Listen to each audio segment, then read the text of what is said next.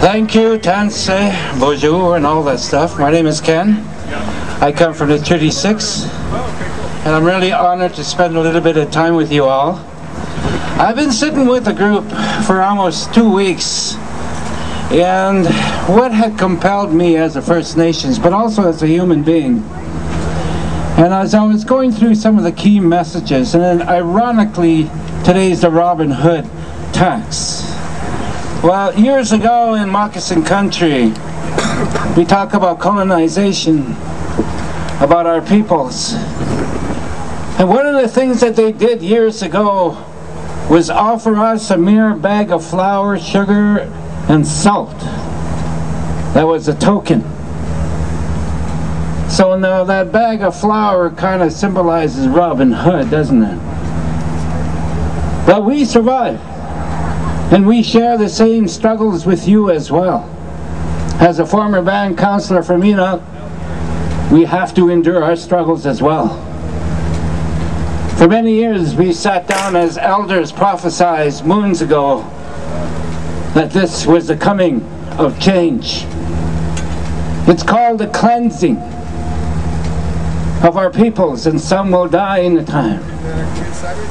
And as you can see, so many lives have been affected by greed, power, and control.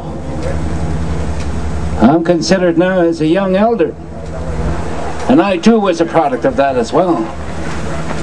And watching all this, and we talk about corporate greed, the ones who abuse this money, some say it's evil.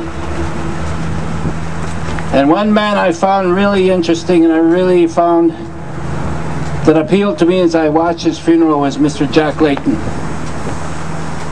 Now here was a true warrior at heart for the poor, the social needs that need to be addressed. And you represent those voices of many, including my ancestors and yours. But it's time for change, like you have heard so many times. When I was given these key messages, my heart went really strong. There's hope. And as a former drug addict who survived and who had to struggle with resistance of control, and having to live a terminal illness for 22 years, I fought for something that was so dear to me and what you are here to present. Pride, dignity, and integrity. Amen. You are the people who's going to make this change as much as we as all. Amen. Occupy Edmonton is an extended family for global change. Amen. You got the little ones who need you. They need that security. You've got the elderly who need safe security in their time.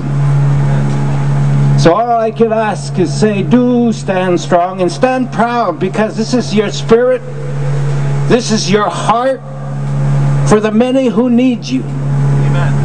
And we at Occupy Edmonton, and the ones who sacrifice their time to camp here, are students, are the employed, who generously come here and camp symbolically to represent that unity. Amen. So pray for these people who stay here, who have to endure elements. Amen. Because they are part of your voice as well. So please support this camp, and I pray that this journey will not stop, because it's a journey for hope, for Occupy the world. Amen. So I thank you from my heart.